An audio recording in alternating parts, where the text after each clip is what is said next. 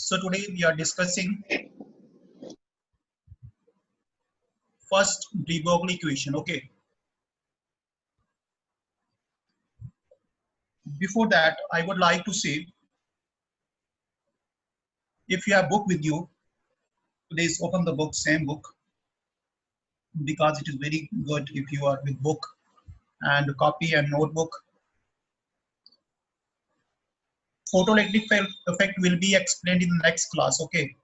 Uh, it will be a little top. It is a little topic, so it will be after this class. Okay. Today we will discuss de Broglie equation and numericals from Bohr model, photoelectric effect, बहुत ही छोटा topic है.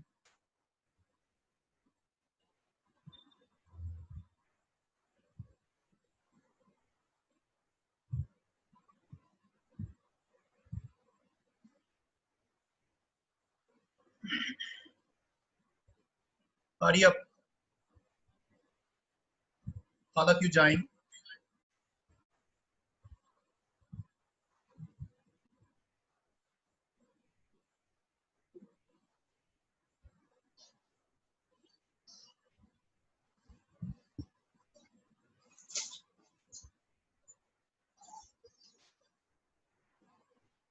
Only 28 participants. I need more.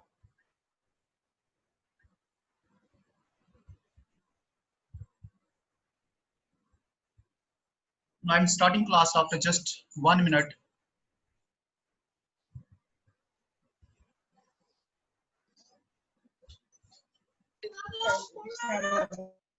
Yes.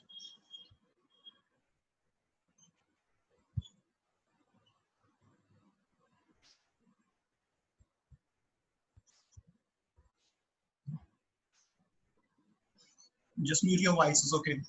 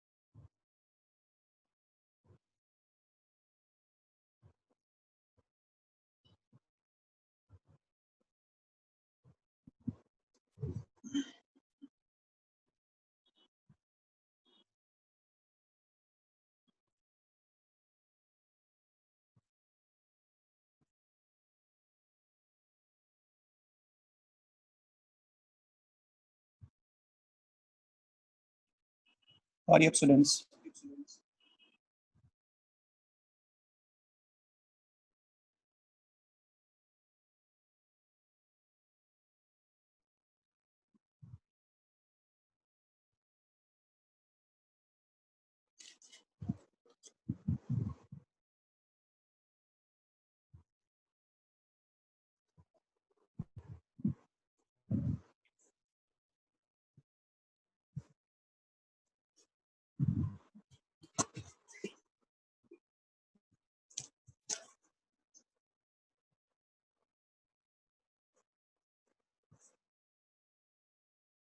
Students, is everything visible?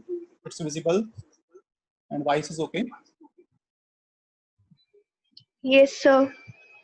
Yes, So I am using two formats. One is laptop, other is you can see mobile.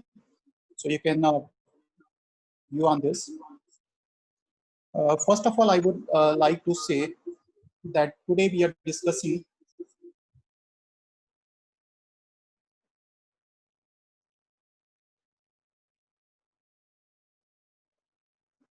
the de Broglie equation. So what is de Broglie equation? The first question is, you know that de Broglie equation is equation. Yes. Your voice is clear.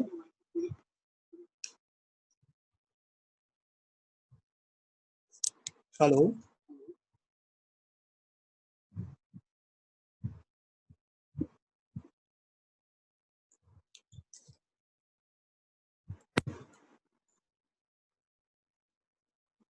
Hello.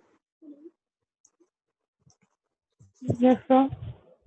Okay, okay.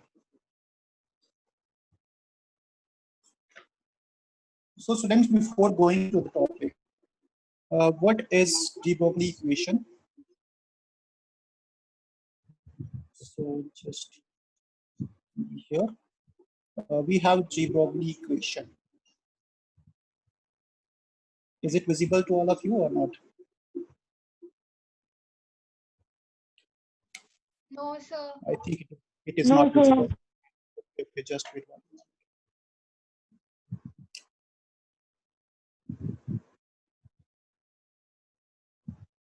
Now it's Yes, sir. Now, so it's yes, sir. Now it's de Broglie equation. Okay. First of all, what is de Broglie equation?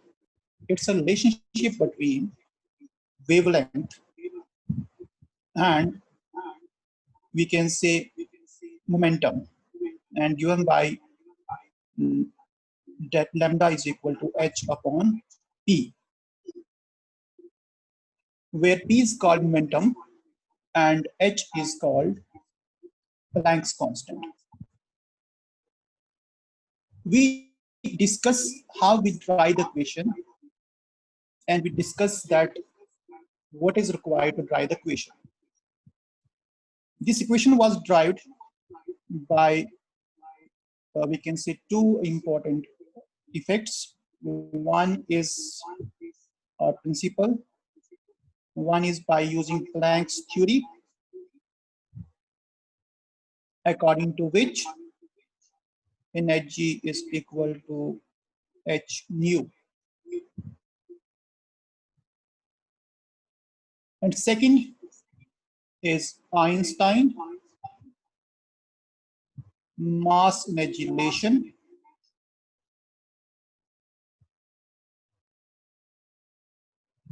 Okay, and according to that, E is equal to mc square. This is also called mass energy relation.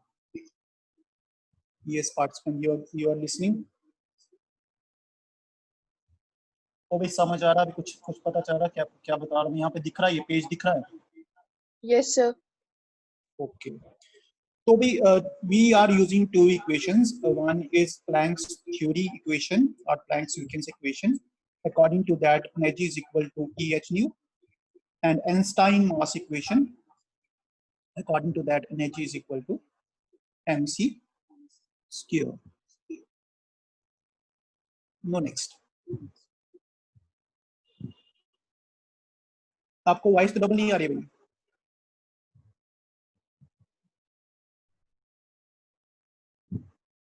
Hello.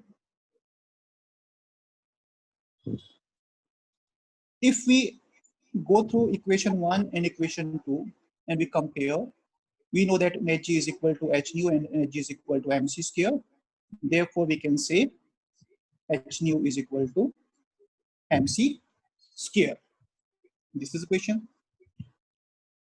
We further know that v is velocity, and that is c upon lambda. So we replace v by c by lambda, and that is equal to mc square. On both sides, we cut c and c square. So the equation left is h upon lambda mc. यहां से निकालते हमारे पास क्या, lambda. तो lambda is equal to h अपॉन M C. ये जो सी है यहाँ पे, ये क्या वेलोसिटी भी हमारे पास मटेरियल पार्टिकल की, इसको रिप्लेस करते हैं velocity of the we can say electron से. So we are replacing here c by v.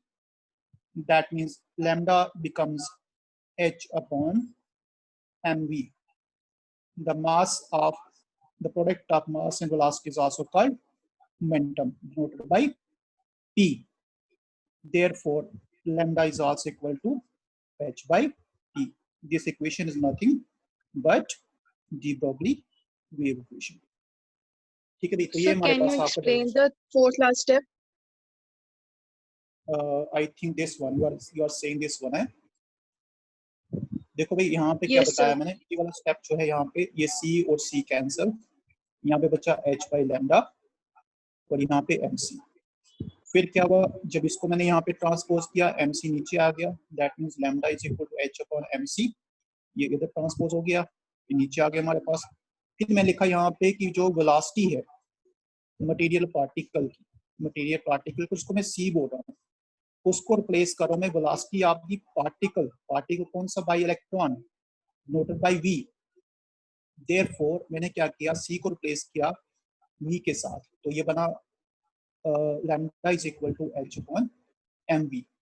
उसके बाद बताया the product of mass and velocity, ये फॉर्मूला याद रखिए, product of mass and velocity is called momentum and lambda is equal to H upon T where T is called momentum, क्योंकि मैंने mv को replace किया किसे, P से। तो ये भाई हमारे पास इक्वेशन है, ठीक है।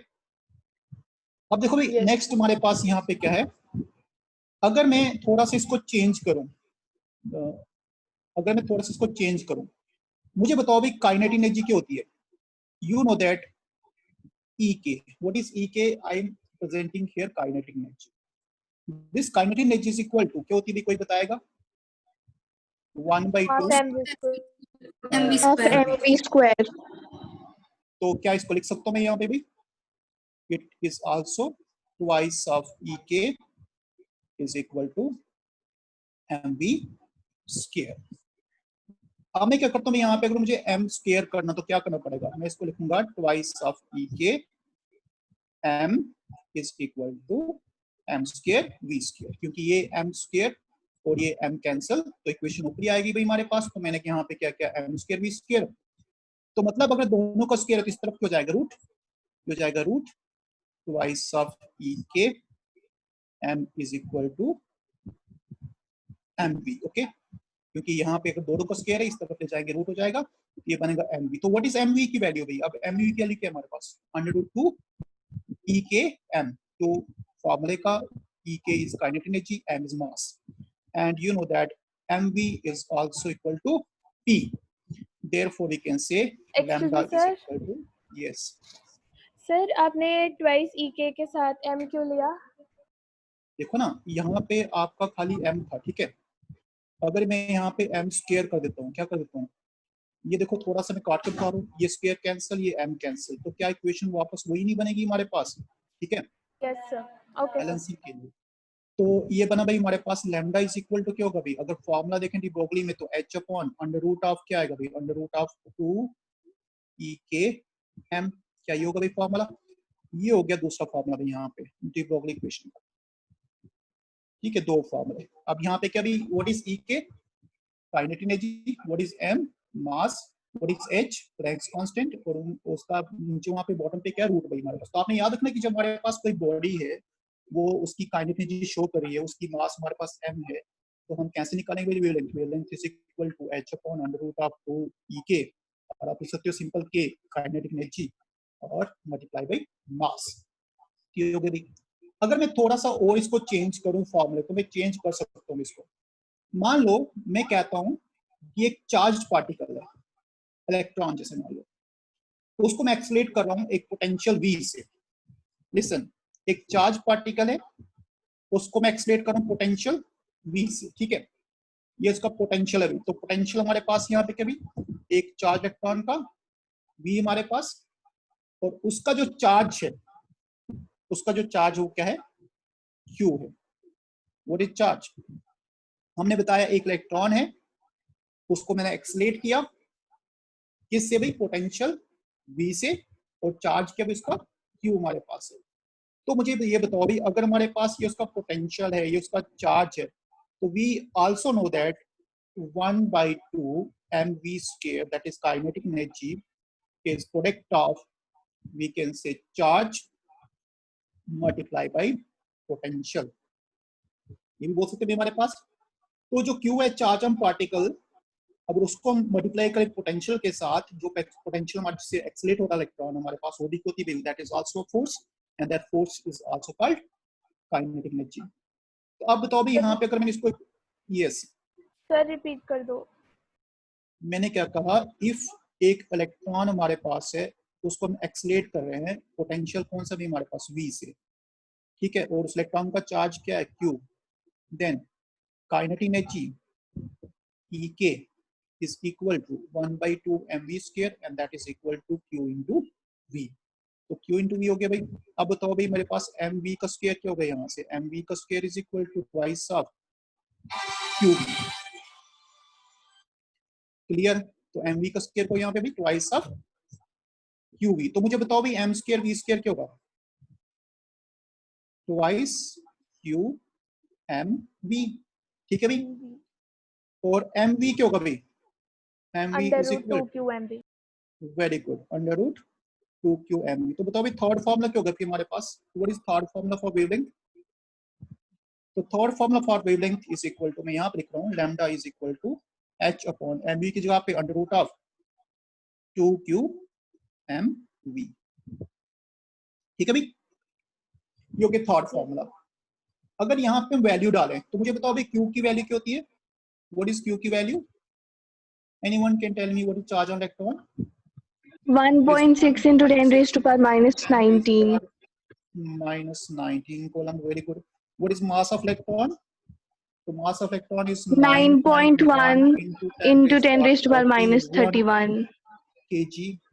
And what is Planck's constant? H, and H is equal to 6.626 into 10 raised to power minus 34 joule second, clear.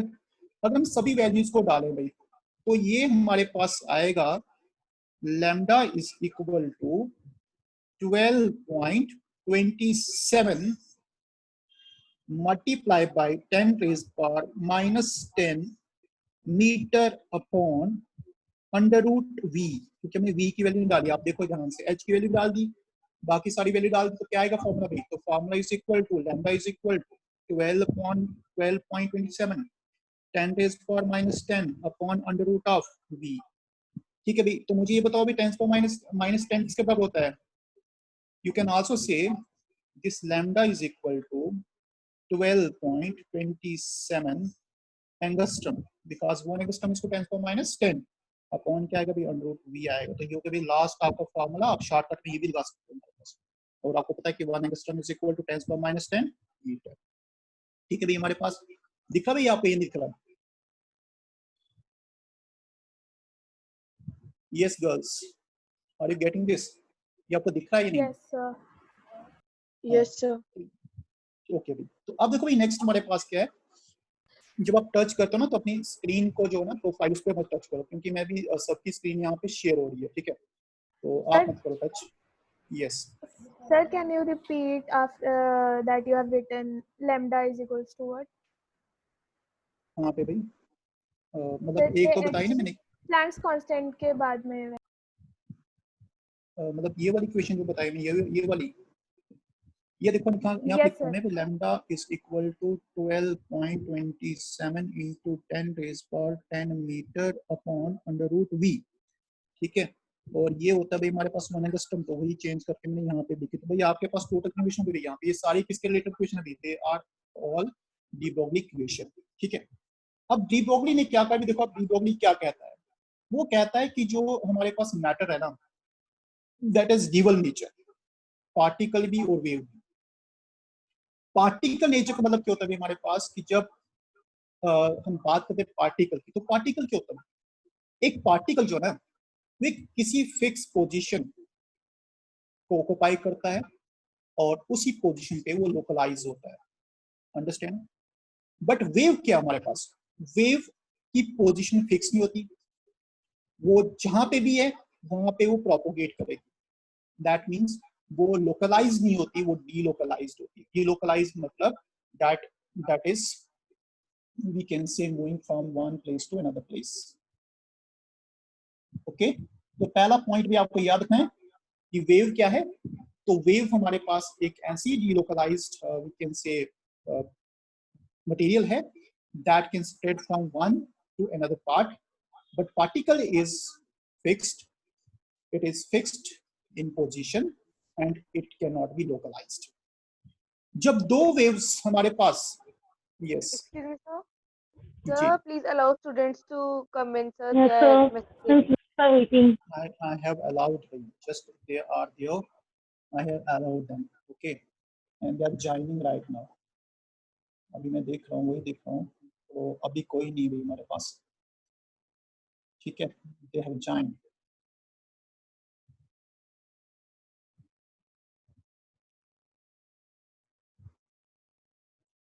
You all are requested that I am sharing my screen at the same time. You are also able to share your screen. So please, when you just share your screen, please उसको आप बंद कर दो, ठीक है? क्योंकि मुझे फिर सेटिंग करनी पड़ेगी खुद की, इसलिए मैं आपको बोलता हूँ. अच्छा भाई, तो ये हमारे पास हो गया भाई यहाँ पे. अब दूसरा भाई हमारे पास इसी के बेस पर न्यूमेरिकल आए, तो न्यूमेरिकल कैसा होगा भाई? तो मैं आपको पहले ये बता रहा था कि भाई डी ब्रॉगली इक्वेशन क्या बोलती है. तो ये बोलती है कि भाई हमारे पास जो पार्टिकल है वो वेव भी है, सॉरी मतलब मैटर जो वेव भी है और पार्टिकल भी हमारे पास है. दूसरा पॉइंट ये भी हमारे पास कि अगर हम बात करते हैं, जितनी पार्टिकल लाइटर हो उतना उसका वेवलेंथ ज्यादा होता है, ठीक है. दूसरी बात, अगर पार्टिकल फास्ट मूव करे तो उसकी वेवलेंथ जो हमारे पास उतनी कम होती है. और तीसरी बात जो है हमारे पास में डी ब्रॉगली इक्वेशन जो हमारे पास है, that is independent of the nature of the particle. ये 3 पॉइंट याद रखना. पहला पॉइंट, डी ब्रॉगली वेवलेंथ जो हमारे पास है वो ग्रेटर होगी जब पार्टिकल स्मॉल साइज होगा. दूसरा पॉइंट, जितना पार्टिकल मूव करेगा फास्ट उतना डी ब्रॉगली इक्वेशन कम होगी. थर्ड, हमारे पास अगर बात करें डी ब्रॉगली वेवलेंथ की, तो that is independent of nature of the particle, ठीक है. और सबसे बड़ी बात भी ये जो डी ब्रॉगली इक्वेशन हमारे पास है, it is only useful for we can say microscopic object. It can not be used for too large object, okay, क्योंकि लार्ज ऑब्जेक्ट के लिए नहीं बता सकते इसको. It is only used for the what we can say small objects, microscopic objects like proton, atom, molecule, वही use होते हैं हमारे पास. उनके साथ ये यहाँ पे यूज कर सकते हैं, ठीक है. तो अब इसके ऊपर भी हम क्या बता सकते हैं? देखो भाई, हम ये बता सकते हैं कि अगर मैं सिंपल आपको एक एग्जांपल दूं, suppose I am giving one example. Now look here. तो अगर मैं आपको बोलता हूं कि भाई हमारे पास एक लेट्स से इलेक्ट्रॉन है, तो उसके लिए वेवलेंथ क्या होगी भाई? What is lambda h upon mv for electron? निकाल के बता सकते हो मुझे वेवलेंथ क्या होगी इलेक्ट्रॉन के लिए? Sir, it is Yes. not visible. It is not visible. अब दिख रहा है ये? No, sir. अभी भी नहीं दिख रहा. मैं इधर कर देता हूँ. तो मुझे बताओ भाई, इलेक्ट्रॉन के लिए लैम्डा की वैल्यू क्या होगी by using formula h is equal to mv? बता सकते हो मुझे? तो आपने क्या निकालना? लैम्डा निकालना है. h की वैल्यू भाई 6.626 इंटू 10⁻⁻34. इसमें निकालो भाई जूल सेकेंड में. m is mass of electron and that is equal to 9.1 into 10⁻31. इसमें भी हमारे पास kg में. और भाई velocity of light, तो अगर velocity of light की बात करें तो what is velocity of light? Sir, can you zoom a bit? 10⁻6. नहीं, 10⁻6 नहीं आएगी. 10⁻6 होती है velocity of light. और अगर बोला है, अगर हमें स्पीड मान लो यहाँ पे मैं बोलता हूँ v, अगर आप इससे बोल रहे तो अगर मैं v इज इक्वल टू 10⁻6 लेता हूँ ना, तब आएगा वो. अदरवाइज वेलोसिटी ऑफ लाइट आएगी 3 into 10⁻, हाँ कितनी आएगी भाई? 8 मीटर. तो भाई तो यहाँ पे लिखता हूँ, सपोज मैंने यहाँ पे ली वेलोसिटी ली 10⁻6 ली हमारे पास वेलोसिटी. तो अब क्या आएगी यहाँ पे? इसको डिवाइड करें तो what will be? So it is approx equal to, इसको थोड़ा डिवाइड करो, let it divide first.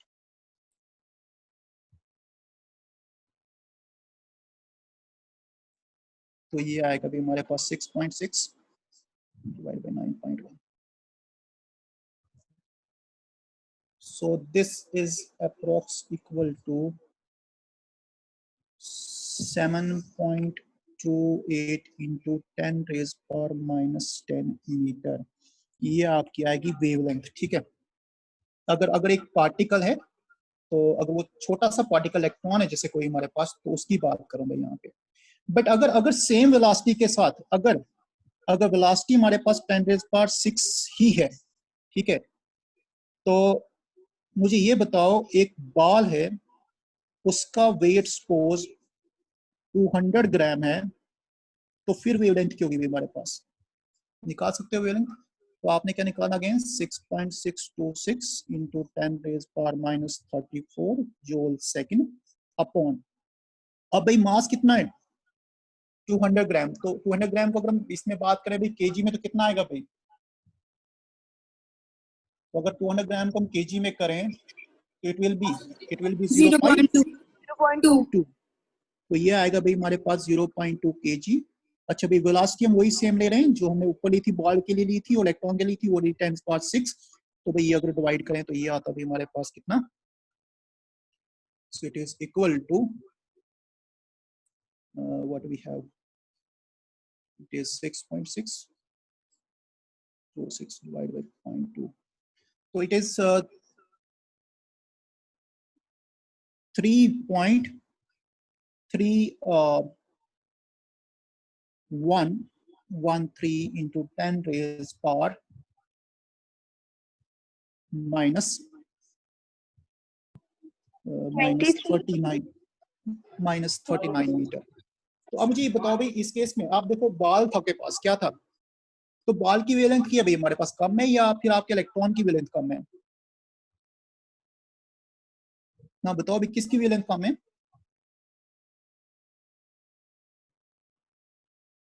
Yes girls, which one has, we can say, greater wavelength? Is it for a particle like ball or a particle like electron?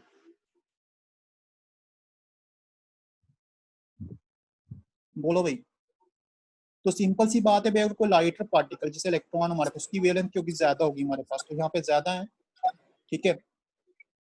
तो उसी बात पे वहीं पे हम सेम करें, वेलोसिटी की बात करें तो वहां पे हम देखें तो एक बॉल की जो वेवलेंथ है वो हमारे पास, बॉल बड़ा है, उसकी वेवलेंथ क्या होगी भाई? डी ब्रॉगली वेवलेंथ क्या होगी? कम होगी हमारे पास। तो आपने याद रखना है, lighter the particle greater is the de Broglie wavelength.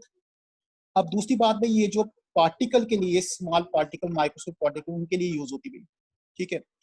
क्योंकि हम अगर बड़ा पार्टिकल लेते हैं तो वेवलेंथ इतनी कम होती है, इतनी कम होती है कि उसको हम मेजर नहीं कर पाते। Remember, if we take a higher particle, then the measured wavelength will be too small. We cannot calculate or measure the wavelength. That's why this de Broglie equation become nullified for the macroscopic object, but it is only we can say significant for microscopic objects. ये question याद रखना भाई, answer याद रखना। ये समझ आया भाई हमारे पास यहाँ पे? हाँ जी, हाँ जी। Excuse me, sir. Ji, Please बताइए। allow some girls waiting in the waiting room, so please allow them to enter the class. There's only one Shriya, I think. Yes, हो गया भाई दोनों भी। चलो आप अपनी स्क्रीन को टच मत करो भाई, क्या नाम आपका? Yes yes, done. अच्छा भाई, अब तो ये था भाई हमारे पास डी ब्रॉगली क्वेश्चन। अब मैं आपको एक क्वेश्चन देता हूँ भाई, तो उस क्वेश्चन को आप निकालिएगा। Right, calculate wavelength for a particle of mass। तो मास बताता हूँ मैं यहाँ पे कितना दिया, मैं आई एम राइटिंग हियर।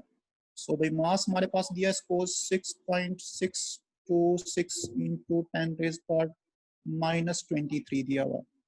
ये किस में दिया है यहाँ पे? ये केजी में दिया मास। और वेलोसिटी बोली उसने, वेलोसिटी बोली यहाँ पे 10⁻⁻8 मीटर। तो आपने क्या निकाला भाई? आपने वेवलेंथ निकाली। तो निकालो भाई वेवलेंथ की होगी हमारे पास, ठीक है। दिस इज क्वेश्चन कि एक पार्टिकल हमारे पास, उसका मास हमारे पास 6.626 इंटू 10⁻23 ग्राम। देखो भाई मास को मास को केजी में लेना है और वेलोसिटी को मीटर में लेना है। वेवलेंथ को लेना हमने किस में? हमारे पास वो ऑटोमेटिकली हमारे पास किस में आएगी भाई? तो that is been in the we can say. तो अब हमारे पास यहाँ पे अपने निकाली वेवलेंथ, तो वेवलेंथ निकालो भाई कितनी आएगी और कितने मीटर आएगी वेवलेंथ हमारे पास। Just calculate that and this way you can calculate de Broglie equation. But अभी क्वेश्चन का हमारे पास जो आपने देखा, तो ये फॉर्मेट है भाई। अब मैं आपको एक दूसरा क्वेश्चन देता हूँ, एक दूसरा क्वेश्चन जल्दी से लिखो भाई। Right, next question, given that the potential of the charged particle is equal to 20, calculate wavelength.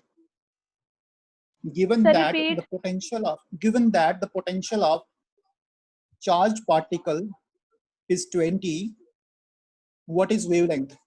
कैसे निकालो भाई, कौन सा फॉर्म लगाओगे? पोटेंशियल दिया है 20 हमारे पास, तो आपने निकालना वेवलेंथ.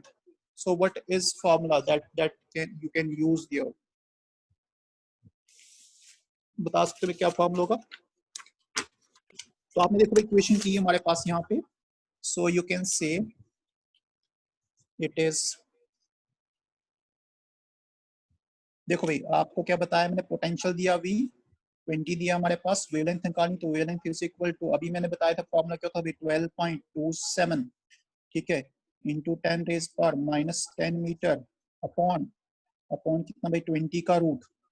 तो बस 20 का रूट निकालना, क्योंकि हमने पढ़ा था फॉर्मूला क्या था भाई हमारे पास, lambda is equal to 12.27 into 10⁻⁻10 metre upon potential. ठीक है भाई, पोटेंशियल के under root of V, under root of 20 आ जाएगा. तो भाई ये दूसरा फॉर्मूला हमारे पास, तो आप निकालने का, तो आपको कोई भी वैल्यू हमारे पास आए, इस तरह से आपने फॉर्मूले पुट करने में हमारे पास ही निकल जाएंगे आपके डी ब्रोगली इक्वेशन. तो भाई आज ये हमारे पास डी ब्रोगली इक्वेशन का एक क्वेश्चन था. दूसरा भाई मैं बता रहा हूँ अब आपको हेज़नबर्ग अनसर्टेन प्रिंसिपल,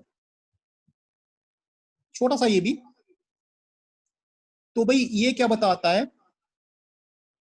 ये बताता है कि अगर आप एक इलेक्ट्रॉन की बात करते हैं, कोई भी माइक्रोस्कोपिक पार्टिकल की बात करते हैं, ठीक है, तो अगर वो माइक्रोस्कोपिक पार्टिकल, ठीक है, वो मूव कर रहा है, तो उसकी पोजीशन, नंबर 1 उसकी पोजीशन, और नंबर 2 उसका exact momentum. So there are two things. One is position and other is exact momentum of that very we can say particle like moving electron cannot be determined with certainty. Okay, you can say that when a moving particle like electron is allowed to move, then we are unable to measure simultaneously the exact position and exact momentum. Okay, अगर मैं car की बात करूं तो car जब चलती है तो उसकी एग्जैक्ट पोजीशन मोमेंटम निकाल सकते हैं, बट वहीं पे अगर मैं इलेक्ट्रॉन की बात कर रहा हूं तो उसका एक टाइम पे एग्जैक्ट मोमेंटम निकालना या उसका एक टाइम पे एग्जैक्ट जो है हमारे पास पोजीशन निकालना इम्पॉसिबल है. हेज़नबर्ग अनसर्टेन प्रिंसिपल ये बताता है कि अगर आप पोजीशन निकालते हो तो आपका मोमेंटम अनसर्टन हो जाता है, और अगर आप अनसर्टन मतलब सॉरी आप मोमेंटम निकालते हो, then your position become uncertain. So there are two things. Let I am saying this is position delta x and this is momentum delta p. This is position and this is momentum. Change momentum, change position. So you cannot measure both simultaneously. If you measure suppose position with certain value, with fixed value, then the value of the momentum become uncertain. That means that cannot be determined. अगर आपने momentum को change मतलब कि major किया तो उसी समय जो पोजीशन है वो आपकी अनसर्टन हो जाएगी. तो मतलब you can not measure both simultaneously. This is the concept of the Heisenberg uncertain principle. अब मैं यहाँ पे बात कर रहा हूँ, नाउ लिसन. अब ये बोलता प्रिंसिपल क्या बोलता भाई कि प्रोडक्ट ऑफ जो पोजीशन होगा that is delta x and product of momentum होगा जो delta p, that is greater than और equal to h by 4 pi. Clear भैया? तो ये रिलेशन है, इस रिलेशन को बोलते हैं हमारे पास यहाँ पे मोमेंटम. अब यहाँ पे जो साइन लगाया मैंने ग्रेटर देन और इक्वल टू, ये बता रहा है यहाँ पे कि भाई जो प्रोडक्ट है किसका हमारे पास, पोजीशन का और मोमेंटम का, ठीक है, वो दोनों के दोनों क्या अनसर्टन है. ये जो प्लस ग्रेटर देन और इक्वल का साइन है ये शो कर रहा है कि जो प्रोडक्ट है मोमेंटम का पोजीशन का दैट इज अनसर्टन. ठीक है, and that is uncertain, that is greater than or equal to h upon 2 pi, but that is not never can be less than the h upon 2 pi. okay, इधर से हम ये बता सकते हैं हमारे पास What is momentum? We know that delta P is equal to mass into delta V. इसने कहा था पीछे भी P is equal to mv. अब तो वेलोसिटी चेंज करेगी, मास तो चेंज करेगा नहीं बॉडी का. Therefore we can say delta x multiplied by delta V is greater than or equal to h upon 4 pi m. ये भी लिख सकते हैं भाई हमारे पास. तो ये दो रिलेशन हो जाते हैं इसके भाई हमारे पास हेजनबर्ग अनस्टेड प्रिंसिपल के. ठीक है, तो आपने ये लिखना भाई कि we cannot determine both position and momentum with certain value.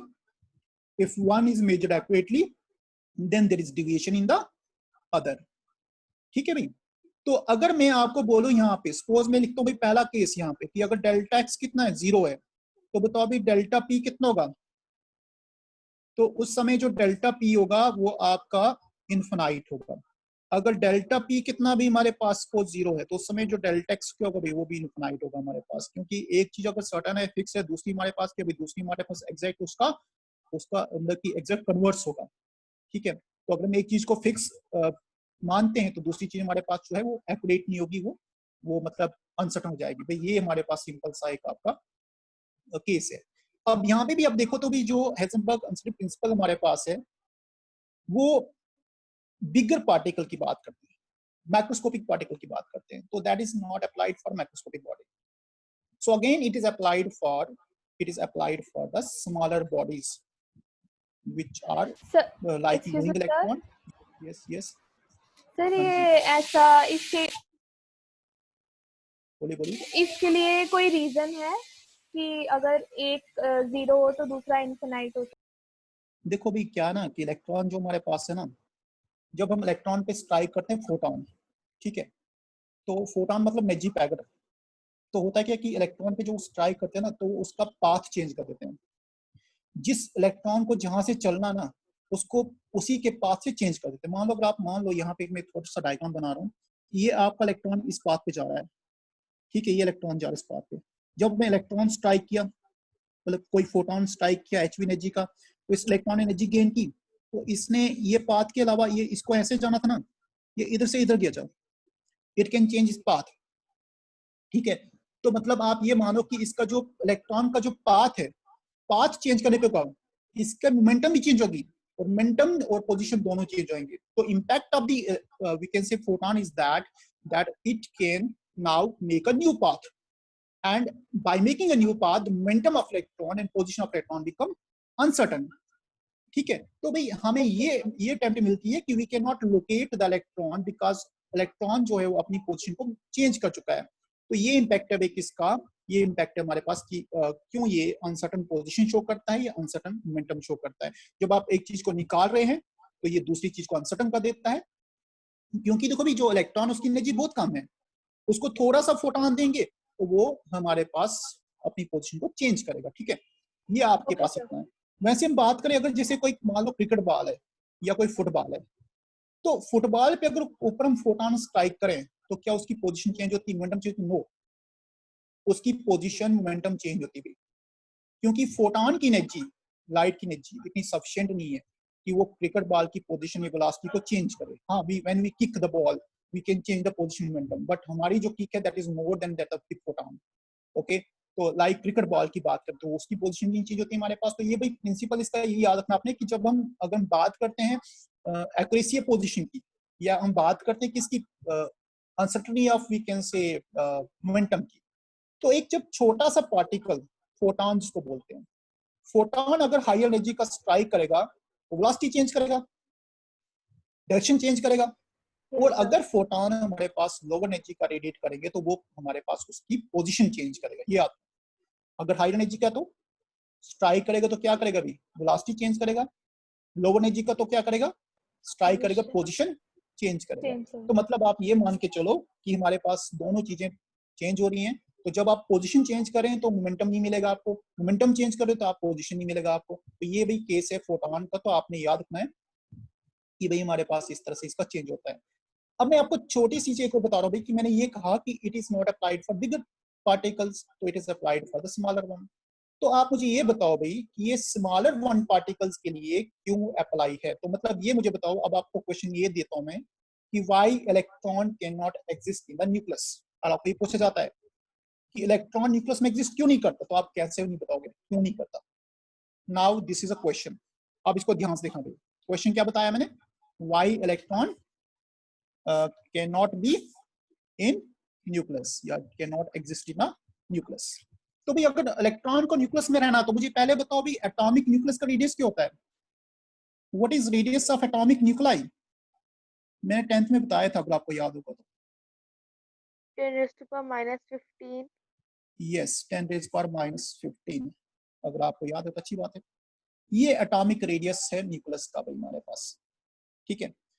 तो मुझे ये बताओ अगर इलेक्ट्रॉन का ये हमारे पास मान लो जैसे हमारे पास न्यूक्लियस का डायमीटर है या कुछ भी हमारे पास है, तो अगर इलेक्ट्रॉन एग्जिस्ट करता न्यूक्लियस में, अगर इलेक्ट्रॉन कहाँ पे करता भाई, एग्जिस्ट करता है न्यूक्लियस में, तो मुझे बताओ पोजीशन क्या होगी भाई, what is delta x, 10 raise power -15 ही होगी ना फिर, है ना। तो what is position of electron, अगर इलेक्ट्रॉन आप बोल रहे हो कि भाई न्यूक्लियस में है, तो हम ये बता सकते हैं कि उसकी जो पोजीशन है वहां पे change position that is 10 power -15।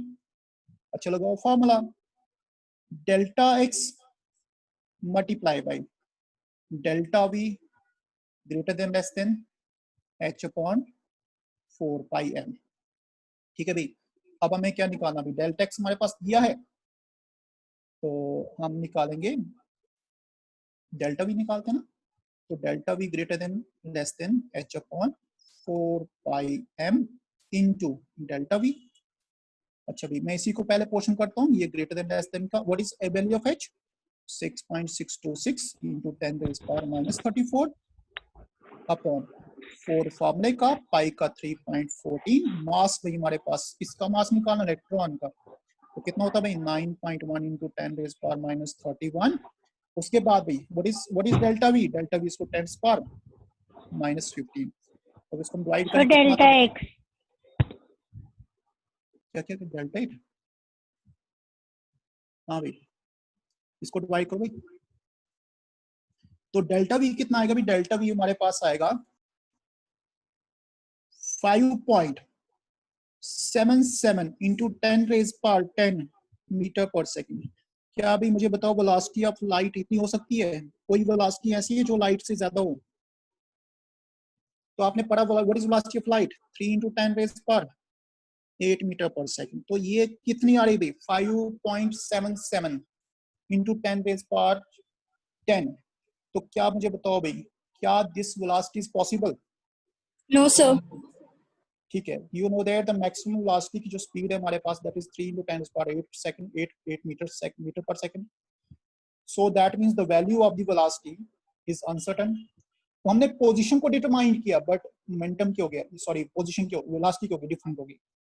We know that the velocity of the light is equal to 3 into 10 power 8 metre per second and that is maximum and the we can say जो value हमारे पास acceptable value है but it can not be 5.77, that's why we can say electron can not exist in a nucleus, ठीक है भाई, electron can not exist a nucleus, तो electron कभी भी न्यूक्लियस में प्रेजेंट नहीं होता।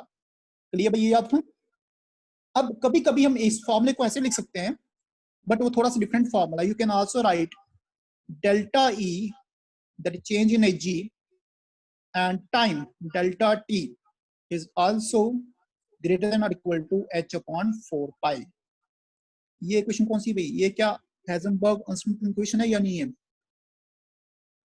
What is delta E, change in H G, and what is delta T, delta T change in time, ठीक है भाई।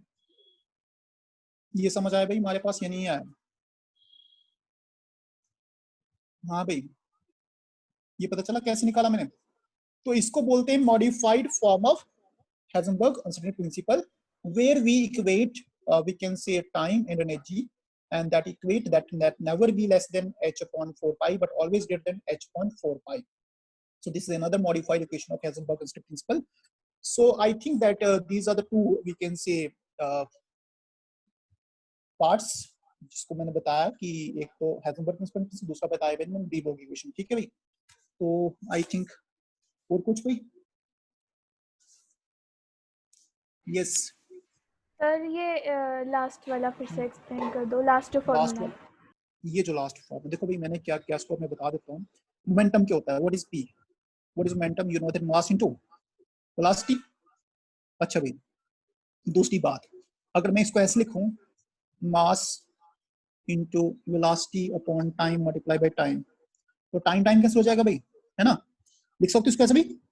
आप दूसरा भी देखो यहाँ पे, मैं व्हाट इज मास वेलोसिटी और टाइम क्या होता है भाई, बताओ जरा। Mass into velocity upon time is called force, बोल सकते भाई, ये होगा फोर्स इनटू टाइम, हो गया भैया फोर्स इन टाइम। तो मतलब मोमेंटम क्या हो गया, momentum is equal to force upon time, force multiply time. दूसरी बात करते भाई, तो अगर अगर यहाँ पे मैं थोड़ा और बता दूं, इसको ऐसे करूँ आगे, तो मैं ये बता सकता हूँ भाई मोमेंटम, तो मोमेंटम इनटू डिस्टेंस क्या होगा भाई हमारे पास, बताओ।